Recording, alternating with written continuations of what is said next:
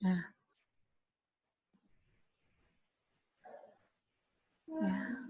Assalamualaikum warahmatullahi wabarakatuh. Bertemu lagi dengan saya, Bu Kurnia Dwi Aryani, dalam mata pelajaran Sejarah Minat kelas 11. Ya. Di sini bab kedua tentang Kesultanan Maritim masa Islam di Nusantara. Ya. Nah, selanjutnya masuk dan berkembangnya Islam di Nusantara. Penyebaran Islam di Nusantara. Teori masuknya Islam. Nah, yang pertama, Islam adalah Islam agama pertama kali lahir di Mekah, Arab Saudi. Ya, para pemeluknya menyebarkan agama Islam lewat berbagai jalur. Ya, salah satunya menyebutkan jalur perdagangan, perkawinan, pendidikan, seni budaya, politik. Nah, lewat jalur perdagangan. Ketika Islam menyebarkan agama dan kebudayaan ke Indonesia, prosesnya cenderung berjalan dengan damai. Karena itu, raja hingga rakyat biasanya menerima dengan hangat. Selain perdagangan, ada saluran yang menyebabkan Islam dapat masuk dan berkembang di Indonesia. Saluran tersebut diantaranya adalah saluran perkawinan, pendidikan, dan seni budaya. Ada teori-teori yang menyebutkan tentang asal penyebar Islam di Indonesia, yaitu teori Gujarat, teori Arab, dan teori Persia.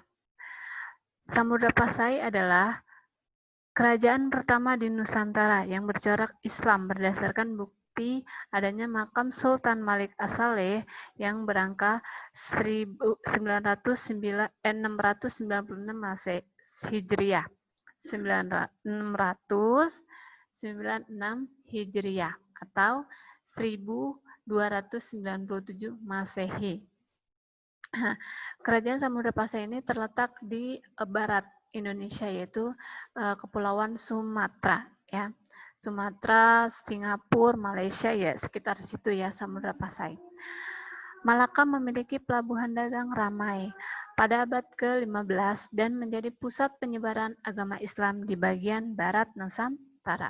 Nah, selanjutnya adalah beberapa teori-teori penyebaran agama Islam. Salah satunya adalah teori Gujarat. Teori ini beranggapan bahwa agama Islam dan kebudayaan Islam dibawa oleh para pedagang dari Gujarat, India, ya, yang melewati Selat Malaka. Teori ini menjelaskan bahwa kedatangan Islam ke Nusantara sekitar abad ke-15 melalui kontak para kerajaan Samudra Pasai yang menguasai Selat Malaka pada saat itu. Teori ini juga diperkuat dengan penemuan makam Sultan Pasai atau Malik As-Saleh pada tahun 1297 yang bercorak Gujarat. Teori ini ditemukan oleh Herjun dan P.G. Napel, ya. Selanjutnya adalah teori Persia. Teori Persia, Umar Amir Hussein dan Hussein Jajadiningrat berpendapat bahwa Islam masuk ke Nusantara melalui para pedagang yang berasal dari Persia, bukan dari Gujarat. Persia adalah sebuah kerajaan yang saat ini kemungkinan besar berada di Iran, ya. Jadi Persia adalah negara Iran dulunya, ya.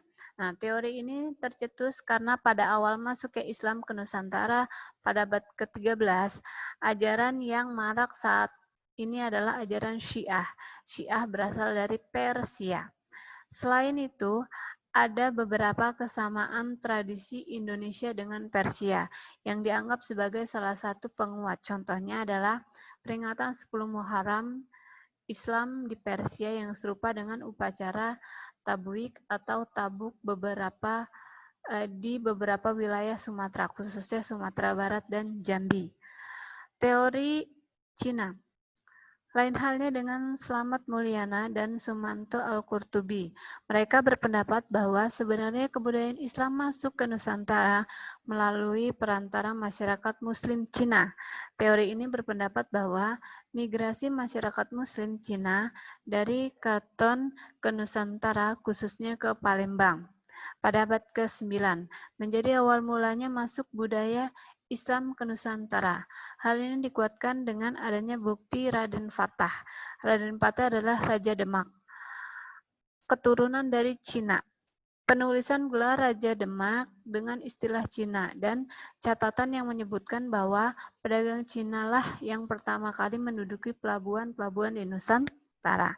Memang kita melakukan perdagangan dengan Cina, India, Arab. Lalu ada teori Mekah.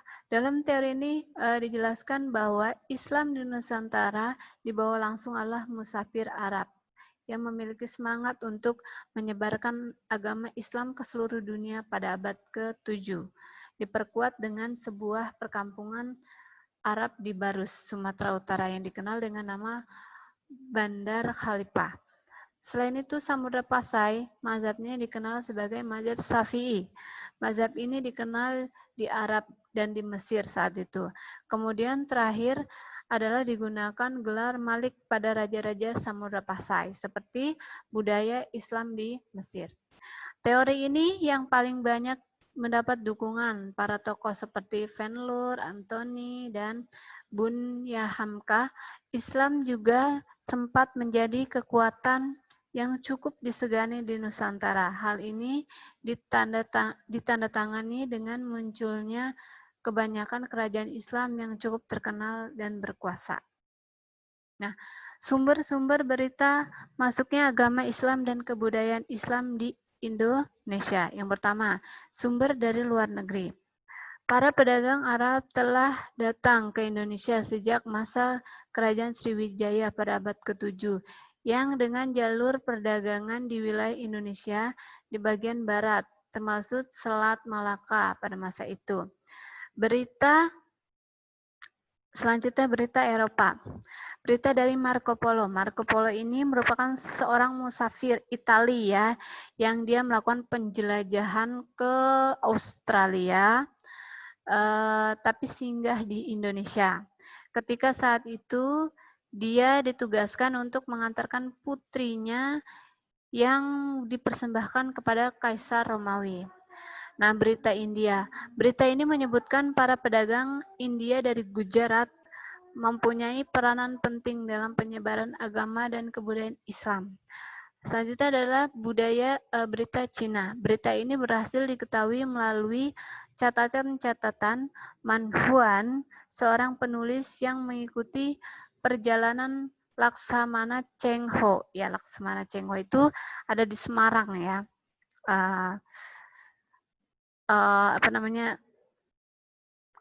Kalau kita lihat ada di Semarang ya, masjidnya, terus kebudayaannya gitu ya.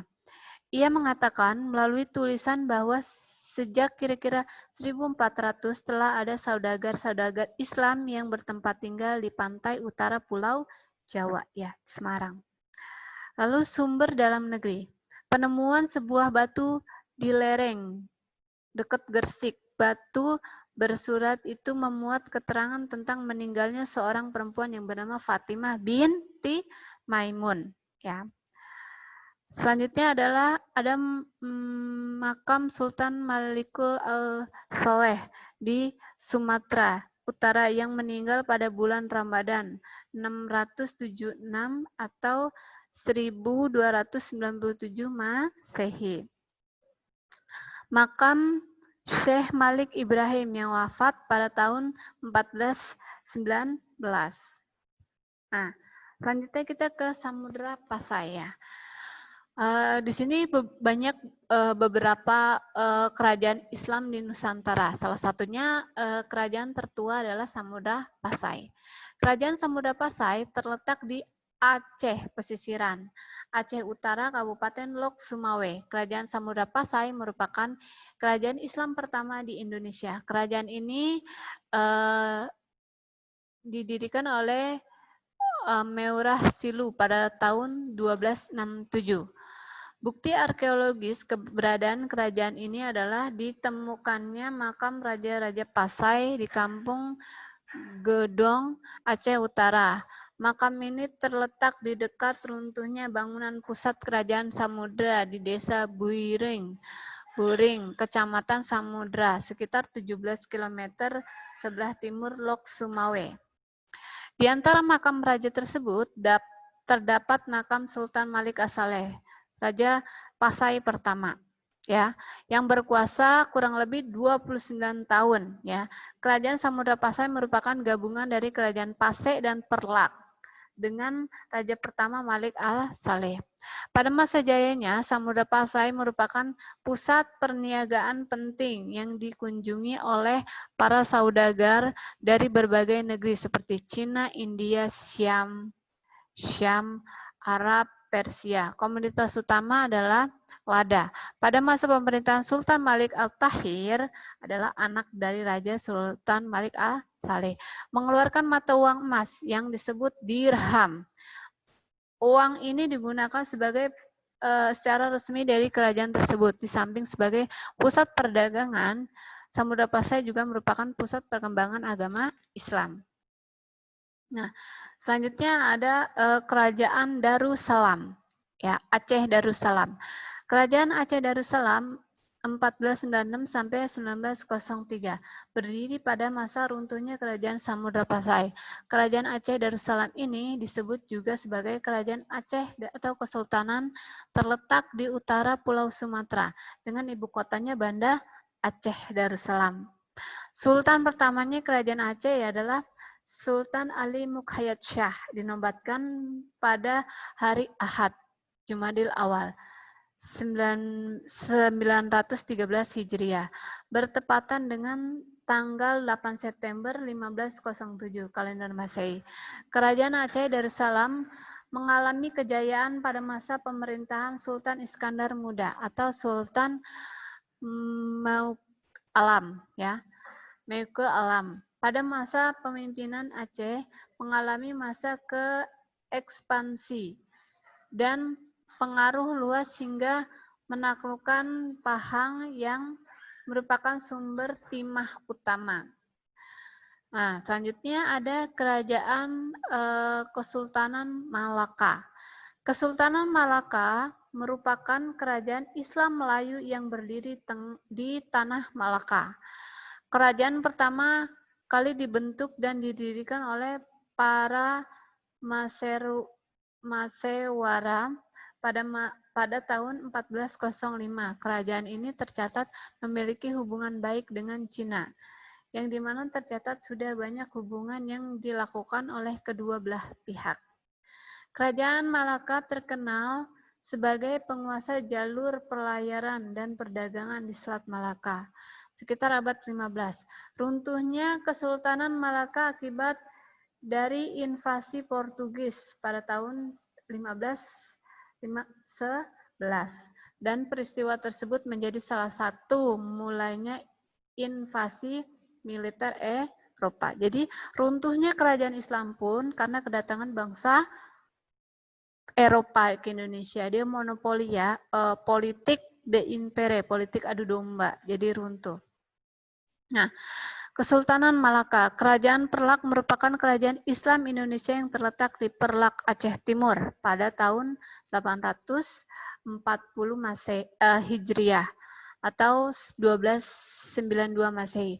Perlak merupakan sebuah area produksi kayu perlak sejenis yang digunakan untuk pembuatan kapal. Pada masa itu daerah tersebut dikenal sebagai negeri perlak. Oleh karena itu daerah tersebut ramai dikunjungi kapal-kapal dari negara Arab, Persia. Hal ini menyebabkan berkembangnya komunitas Islam di daerah tersebut, ya. Perkawinan percampuran antara pedagang muslim dengan wanita asli daerah Perlak. Raja pertama Perlak yaitu Alaidin Syahid Maulana Aziz Shah. Namun masa kekuasaannya tidak banyak diketahui. Raja terakhir yaitu Muhammad Amir Shah yang mengawinkan putrinya dengan Malik As-Salih. Lalu Malik As-Salih mendirikan kerajaan Samudra Pasai. Nah, selanjutnya kita ke Kerajaan Demak. Kerajaan Demak merupakan kerajaan Islam pertama dan terbesar di Pulau Jawa dan berdiri pada tahun 1478 yang dipimpin oleh Raden Patah. Nah, Kerajaan Demak terletak di wilayah pesisir utara Jawa. Kerajaan Demak merupakan pelopor penyebaran agama Islam di Pulau Jawa. Pelopor berarti pertama ya. Hal ini lantaran dukungan dari para wali songo. Ya, wali songo ada 9. Munculnya kerajaan Demak ini terjadi pada masa kemunduran kerajaan Majapahit. Yang kala itu beberapa wilayah kekuasaan Majapahit memisahkan diri. Kerajaan ini tercatat memiliki 5 raja yang pernah berkuasa, yaitu Raja Patah, Patih Unus, Sultan Trenggono, Sunan Prawata, Arya Panangsang. Nah, pada masa kejayaan ini menjadi kerajaan yang tak tersaingi di Pulau Jawa khususnya. Kemunduran Kerajaan Demak dipicu oleh perang saudara antara Pangeran Suwiryoto dan Trenggana yang berujung saling bunuh antar saudara untuk merebutkan tahta Kerajaan Demak.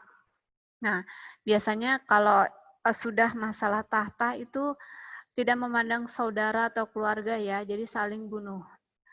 Pada tahun 1554, Kerajaan Demak mengalami keruntuhan akibat pemberontakan Hadiwijaya atau Raja Jakatingkir ya, yang kita kenal Jakatingkir. Oleh Hadiwijaya, pusat kekuasaan Kerajaan Demak dialihkan ke daerah Pajang, yaitu berdirinya Kerajaan Pajang. Nah, Kerajaan Pajang didirikan sebagai kelanjutan dari Kerajaan Demak setelah mengalami kemunduran. Pajang didirikan oleh Sultan Hadiwijaya atau biasa disebut Jakatingkir yang berasal dari peninggi Yakin di lereng Gunung Merapi. Ia adalah menantu dari Sultan Trenggono yang diberi kekuasaan di Pajang. Pasca membunuh dan merebut kekuasaan Demak dari Arya Panangsang, seluruh kekuasaan dan benda pusaka Demak dipindahkan ke Pajang. Jakatingkir mendapat gelar Sultan Hadiwijaya dan sekaligus menjadi raja pertama kerajaan Pajang.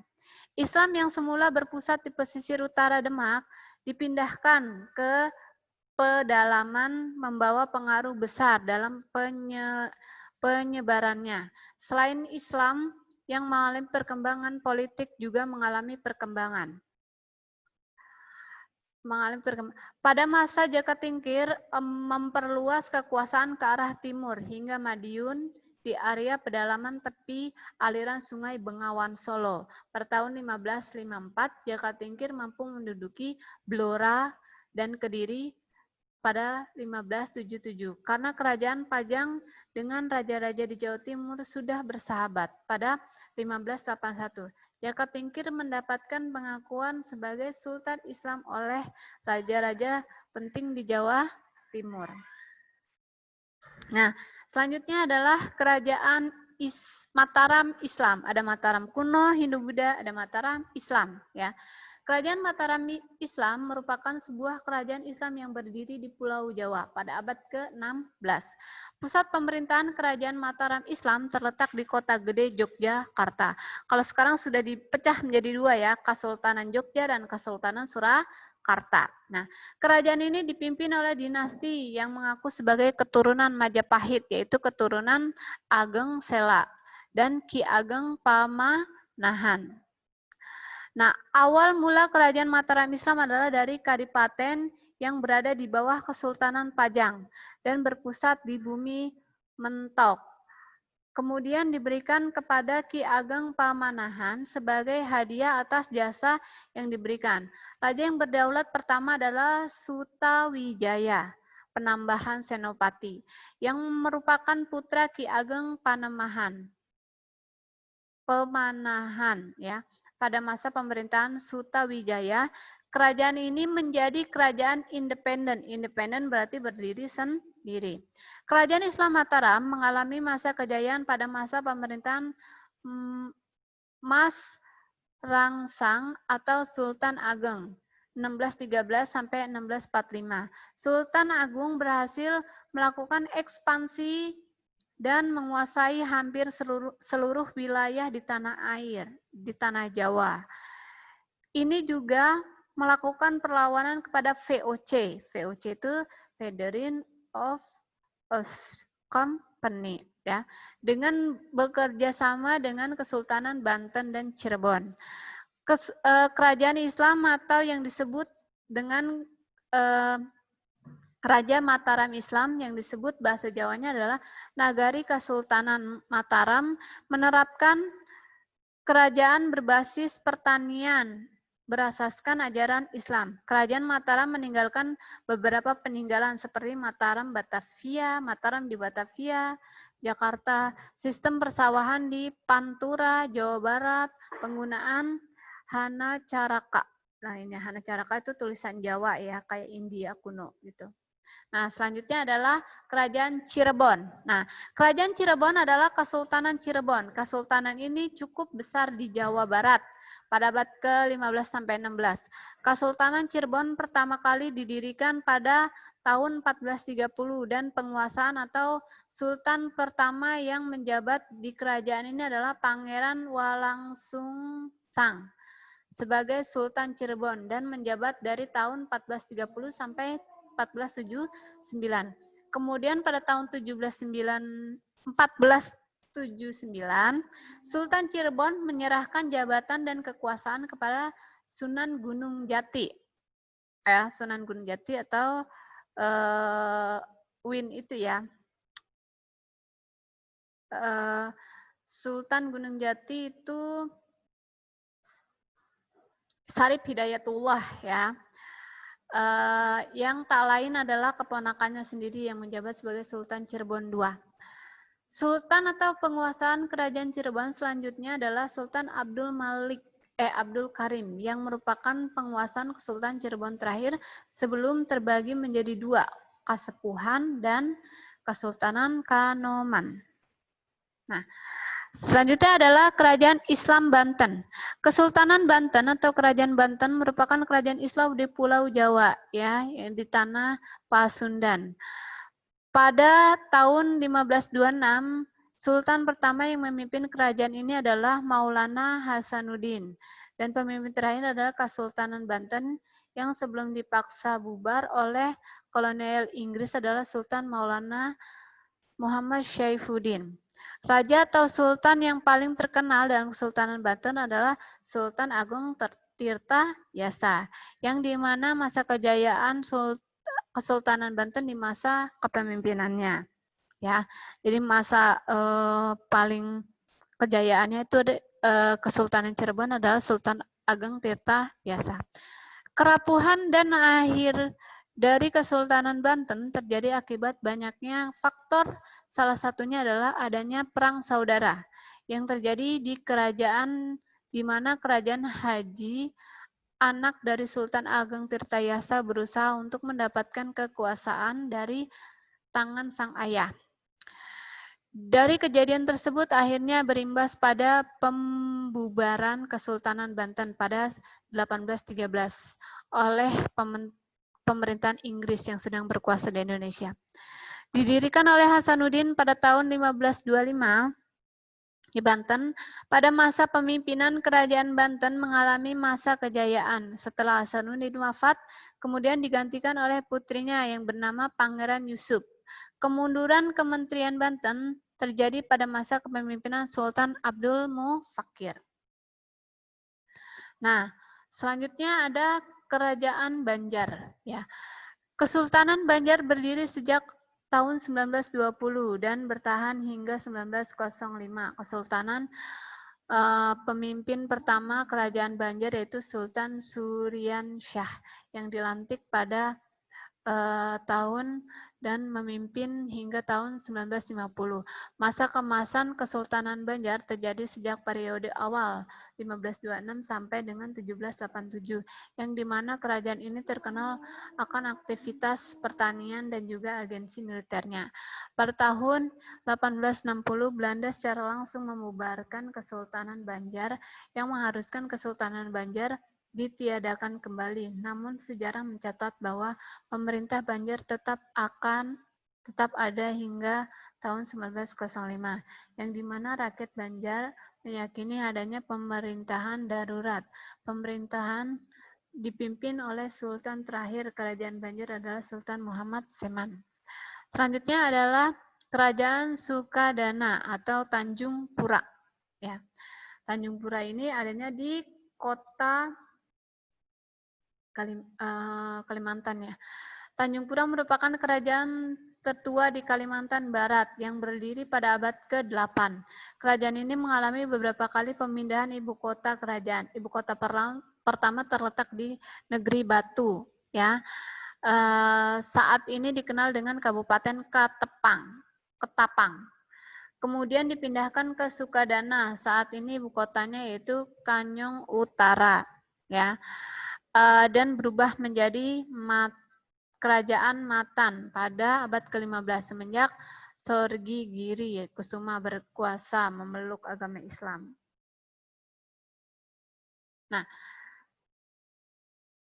Nah, selanjutnya kita ke Kerajaan Ternate. Kerajaan Ternate ini di Maluku ya. Kerajaan Ternate didirikan oleh Sultan Marhum. Keberadaannya ini adalah di Maluku Utara. Maluku terdiri atas 4 kerajaan, Ternate, Tidore, Obi, Bacan. Nah, dari kerajaan tersebut, Ternate dan Tidore merupakan kerajaan yang berkembang cepat karena rempah-rempahnya sangat besar. Makanya Spanyol dan Portugis itu mampirnya ke Ternate dan Tidore. Ya, kalau Belanda itu masih sekitar Pulau Jawa.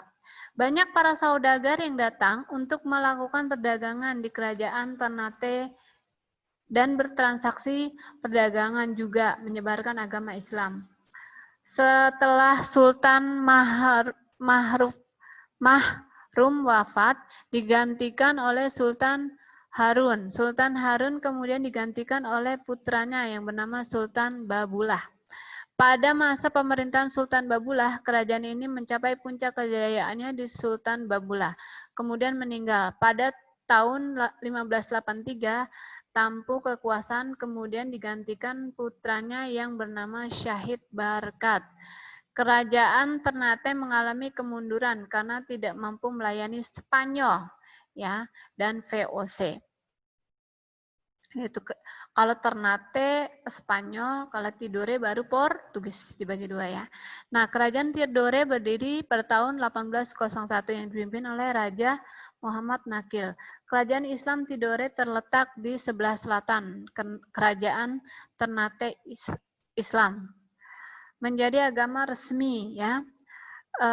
Kerajaan Tidore disyahkan oleh Raja Tidore ke-11 yaitu Sultan Jamaluddin berkat dakwah Syekh Mansur dari Arab. Kerajaan Tidore menjadi pusat perdagangan karena banyak bangsa Eropa yang melakukan transaksi perdagangan. Bangsa tersebut seperti Spanyol, Portugis, dan Belanda. Kerajaan Islam Tidore mencakup wilayah kejayaan pada masa Sultan Nuku 1780 sampai 1780 sampai 1805. Nah, Kerajaan Makassar. Terdapat beberapa kerajaan yang berada di Sulawesi Selatan, yaitu Kerajaan Goa, Kerajaan Bone, Kerajaan Waju, Wulu, Talo, dan Sopeng. Di antara kerajaan tersebut berkembang sangat pesat, yaitu Kerajaan Goa dan Talo saja. Hal ini dikarenakan Goa dan Talo letaknya di tengah pelayaran strategis. Oleh karena itu, raja keduanya maju dan memutuskan untuk bergabung dan mendirikan Kerajaan Makassar, ya, yang dipimpin oleh Sultan Alauddin. Ya. Kerajaan Islam Makassar ini gemar menyebarkan dakwah.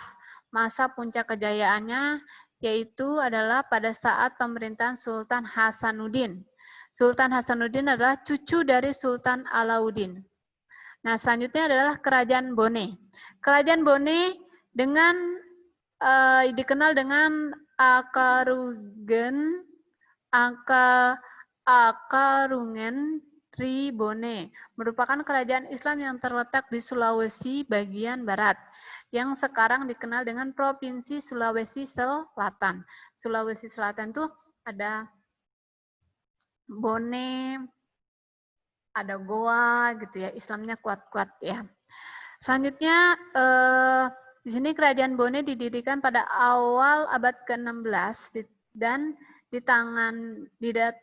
dengan datangnya Tomanurung RI Rita Matajang, Mata Silompo mempersatukan 7 komunitas yang dipimpin oleh Matoa. Bone meraih puncak kejayaan setelah berakhirnya Perang Makassar pada 1667 sampai 1669. Bone kemudian menjadi kerajaan paling dominan di wilayah selatan Sulawesi. Perang Makassar mengantarkan tentara Rita Arung Palaka, Sultan Saudin menjadi penguasa tertinggi. Selanjutnya tahta diwariskan keponakannya yaitu Lapatau Matna Tika dan Batari Toja. Lapatau Matana Tika kemudian menjadi leluhur utama aristokrat di Sulawesi Selatan. Nah, terakhir adalah kerajaan Buton ya. Kerajaan Buton merupakan salah satu kerajaan Islam yang terletak di Kepulauan Buton, Sulawesi Tenggara. Kerajaan Buton resmi menjadi kerajaan Islam pada masa pemerintahan Buton pada abad ke-6, yaitu timbang-timbang atau Laki Laponto atau Haleluo Baginda disalamankan oleh Syekh Abdul Wahid bin Syarif Sulaiman Al-Fatani dan datang dari Johar. Agama Islam berkembang di wilayah Kerajaan Buton. Ajaran Islam banyak diterapkan dalam pemerintahan dan masyarakat. Peraturan perundang-undangan Kerajaan Buton disebut Murtabat 7 yang erat dengan ajaran tasawuf. Pada masa kejayaan Kerajaan Buton menjalin hubungan yang baik dengan seluruh kerajaan Sulawesi hingga Jawa. Hubungan diplomatik ini membuat perekonomian wilayah Kerajaan Buton lebih baik karena hubungan perdagangan. Nah, ini ya salah satunya Kerajaan Samudra Pasai, kurang lebih seperti ini. Ini Kerajaan Aceh, ini Kerajaan Kesultanan Malaka, seperti ini. Ini Kerajaan Perlak, masih di Aceh juga. Ini Kerajaan Demak, ya. Demak itu di Jawa Tengah, ya. Ini ada Kerajaan Pajang. Ini ada Kerajaan Mataram Islam atau sekarang Jogja, ya. Kesultanan Jogja dan Kesultanan Surakarta.